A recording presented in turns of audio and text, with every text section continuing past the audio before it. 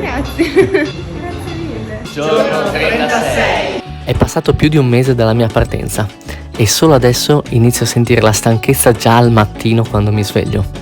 Questo mi fa capire che ho bisogno di fare una pausa. Oggi camminerò per 31 km per raggiungere una destinazione importante, Strambino, dove sono stato ospite di una famiglia fantastica durante il Giro d'Italia dell'anno scorso.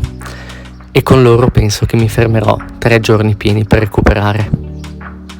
E sarà una tappa importante anche perché oltre al recupero dovrò iniziare a organizzare la prossima parte di viaggio, perché Francia e Spagna saranno molto più solitarie, quindi mi sto riorganizzando con la memoria del telefono e ho ordinato delle powerbank un po' più potenti che possono essere molto più facili da ricaricare col pannello solare.